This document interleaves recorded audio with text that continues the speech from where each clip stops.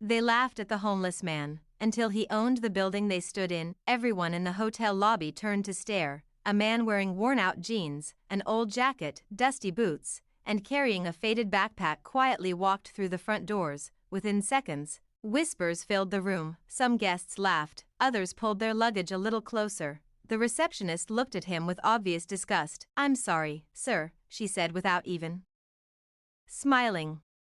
"This hotel isn't a shelter." The man remained calm. "I'd like to check in," he replied politely. She didn't even touch the keyboard. "I don't think you can afford a room here." People standing nearby smirked. One businessman shook his head.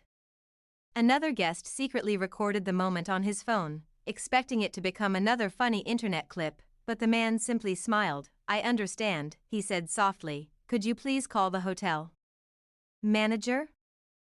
The receptionist rolled her eyes. "Still," she called. A few moments later, the manager walked into the lobby. He looked at the visitor, then suddenly froze. His face turned pale. Without saying a word, he rushed over and extended both hands. "Mr. Harrison.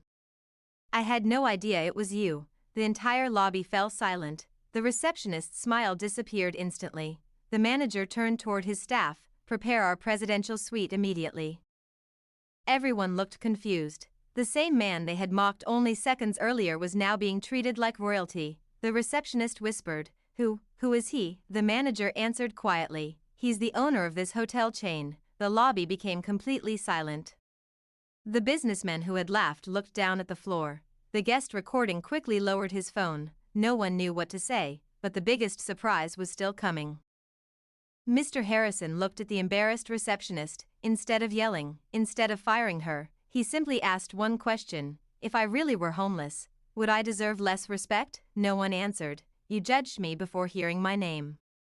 You decided my value by looking at my clothes." He looked around the lobby. Kindness should never depend on someone's appearance. Many guests couldn't even look him in the eyes.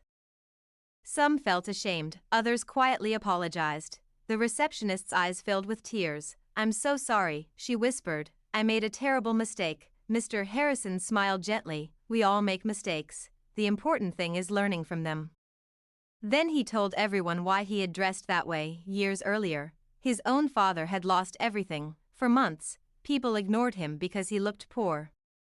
No one knew he had once been a respected engineer. That experience changed Mr. Harrison forever. After becoming successful, he promised himself he would never judge another person by appearance, and from time to time, he visited his own hotels dressed like an ordinary traveler to see how people treated strangers, not to punish employees, but to teach an unforgettable lesson. The hotel later introduced kindness training for every employee. The receptionist stayed.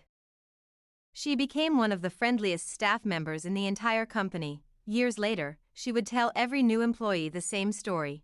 "The richest person I ever met looked like the poorest," because real wealth isn't always visible.